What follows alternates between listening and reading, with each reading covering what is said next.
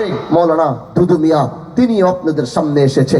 তার আগে হয়তো আমার বংশের মহান পুরুষ যাকে আমরা ভালোবাসি, যাকে এই দেশ ভালোবাসে, যাকে এই দেশের জাতি ভালোবাসে, এদেশের কৃষক যাকে ভালোবাসে, এদেশের গরিব দুঃখীরা যাকে ভালোবাসে, যিনি এক বিদ্রোহ সংগ্রাম করেছিলেন গরিবের পক্ষে, অন্যায়ের বিরুদ্ধে, মা জালেমের বিরুদ্ধে, মজলুমের পক্ষে, শেখুল ইসলাম হযরতে হাজী শরীয়তুল্লাহ রহমতুল্লাহ আলাইহি তিনি এসেছিলেন আপনাদের কাছে। আপনাদের বাপ দাদাদের তারা হাজী শরীয়তুল্লাহ বলেছিল, আমি এই দেশে আমার পেট বড় করার জন্য আসিনি, আমি আমার সম্পদ বানাবার জন্য আসিনি, আমি আমার পকেট ভারী করবার জন্য আসিনি, আমি তোমার কাছে কোনো টাকা পয়সা চেতে আসিনি, আমি তোমার পাশে একবেলা খেতে আসিনি, আমি এসেছি শুধু একটা আওয়াজ নিয়ে। আমি বাংলায় পাড়া দেওয়ার পর দেখলাম এদেশের মানুষগুলো মজলুম, এদেশের হিন্দু, এই দেশের ব্রিটিশরা সেই 7 সাগর 13 নদী পার করে এসে তারা আমাদের উপরে অধিকার খাটাচ্ছে, তারা আমাদেরকে ধান চাষ বাদ দিয়ে তারা আমাদেরকে নীল চাষ করতে বাধ্য করছে। আমি এই প্রশ্নটা আমার বাবার কাছে করেছিলাম, ধান চাষ বাদ দিয়ে নীল চাষের উপরে কেন তাদেরকে প্রভাব খাটিয়ে কেন এটা করা হয়েছিল? কারণ তখন নীলের প্রতি একটি দামি জিনিস ছিল, যেটা আমাদেরকে জোর করে আমাদেরকে দিয়ে চাষ করিয়ে সেটা তারা ইংল্যান্ডে পাঠাতো বিজনেসের জন্য। এদেশের হিন্দু জমিদাররা ব্রিটিশের গোলামি করেছে, ব্রিটিশের গোলামি করে তারা মুসলমানদের উপর অন্যায় অবিচার চাপিয়ে দিয়েছিল। এই দেশের মুসলমান ছিল নিরীহ, তারা কথা বলার সাহস পায়নি, তারা তাদের অধিকার চাওয়ার সাহস পায়নি। এই যে মুখে আজ দাড়ি দেখছেন, আল্লাহর কসম করে বলছি, ইতিহাস ঘেটে দেখেন, এই দাড়ি মুসলমানরা রাখতে গেলে ব্রিটিশকে 2.5 টাকা ট্যাক্স দিয়ে তারপরে আমাদের মুখের ভিতরে নবীর এই সুন্নত আমাদেরকে রাখতে হতো। এই ছিল বাংলার মানুষের অবস্থা।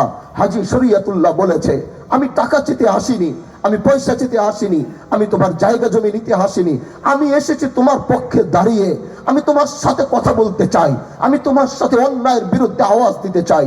তোমরা এতদিন চুপ ছিলা, কেন চুপ থাকবা? চুপ করে আর কতদিন সহ্য করবা? আমাদের তো একটা ধৈর্য রয়েছে। মুসলমান তো বাঘের জাতি, মুসলমান তো বিলের জাতি না। আর কতদিন হিন্দু জমিদারদের চাপে পড়ে তোমরা নিজের ঐতিহ্য অস্তিত্ব ইসলামকে মাটির সাথে বিলিয়ে দিবা? আসো, আমাদের সামনে আল্লাহ পাক 2টা পথ রেখেছে, হয়তো আমরা লড়াই করব, না হয় আমরা আল্লাহর রাস্তায় শহীদ হব। যদি আমরা শহীদ হব তাহলে আমরা আমাদের প্রজন্মরা ইসলাম পাবে, মানবতা পাবে, দিন পাবে, তারা অধিকার ফেরত পাবে। আর না হয় আমরা ব্রিটিশের সাথে মোকাবেলা করে আমরা বিজয় হব। আপনাদের পূর্বপুরুষদের এই দাওয়াত হাজী শরীয়তুল্লাহ সর্বপ্রথম দিয়েছিল, কারণ তাকে টেকনাফের মানুষ চিনত না, তেতুলিয়ার মানুষ চিনত না, কক্সবাজারের মানুষ চিনত না, তাকে সেই কুমিল্লার মানুষ চিনত না, ফেনীর মানুষ চিনত না। তার জন্ম ছিল এই শিবচরে, জন্ম ছিল চরসামাইলের শিশিরুয়েল ইউনিয়নের 400 মাইল গ্রামে। তার মানে বোঝা যায় হাজী শরীয়তুল্লাহর এই আন্দোলন তিনি এই শিবচরের মাটি থেকে শুরু করেছিলেন। আর তার অংশীদার ছিল আপনার পূর্বপুরুষরা। তারা তার হাতকে শক্তিশালী করেছে, তারা তার কণ্ঠের আওয়াজ বাড়িয়েছে, তারা তাদের নিজের জীবনকে ঝুঁকিতে ফেলছে, তারা তাদের জীবনের রক্ত দিয়েছে, জীবন দিয়েছে। তারপরে হাজী শরীয়তুল্লাহ হয়েছে।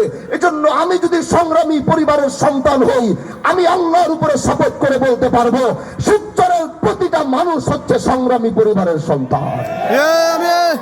এজন্য ভাই আমার, আমাদের রক্তের ভিতরে সংগ্রাম রয়েছে, আমাদের রক্তের ভিতরে ঐতিহাসিক সেই ব্রিটিশ বিরোধী আন্দোলনের রক্ত রয়েছে।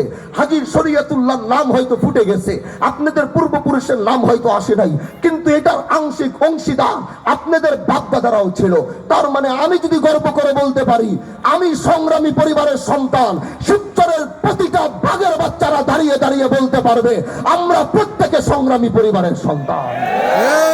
এজন্য ও ভাই আমার, ও বন্ধু আমার, ও মুরব্বী চাচারা আমার, ও কলিজার টুকরা যুবক সন্তানেরা আমার, ও পর্দার আড়ালের মা বোনরা আমার, আমরা চেয়েছি সেই সংগ্রাম বন্ধ হয়ে যায়নি, সেই সংগ্রাম শেষ হয়ে যায়নি।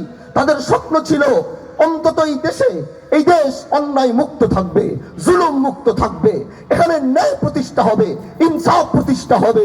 কিন্তু তার স্বপ্নগুলো আস্তে আস্তে কেমন যেন বিলীন হয়ে গিয়েছে। আমরা সেই জায়গা থেকে আবার কাজে হাত দিয়েছি। আমরা এই শিবচরের মানুষের দ্বারে দ্বারে গিয়েছি, আমরা ঘরে ঘরে যাওয়ার চেষ্টা করছি, আমরা প্রতিটা যুবককে বুঝাবার চেষ্টা করেছি আমি হানজালা তোমাদের শত্রু নয়, আমি এসেছি তোমাদের নিরাপত্তা দেওয়ার জন্য, আমি এসেছি মা বোনদের নিরাপত্তা সুনিশ্চিত করার জন্য, আমি এসেছি আমার বোনদের হক প্রতিষ্ঠা করার জন্য, আমি এসেছি যুবকদেরকে মাদকের হাত থেকে বাঁচাবার জন্য, আমি এসেছি আপনার ভাই ভাইয়ের গ্যাঞ্জাম মিটিয়ে দেওয়ার জন্য, আমি এসেছি আপনাদের দ্বন্দ্ব মিটিয়ে দেওয়ার জন্য, আমি এসেছি এই শিবচরকে ইনসাফ ভিত্তিক শিবচর করার জন্য। এজন্য বন্ধু আমার এই কাজ যদি আমার একা সম্ভব হতো আমি হয়তো এই কথা আপনাকে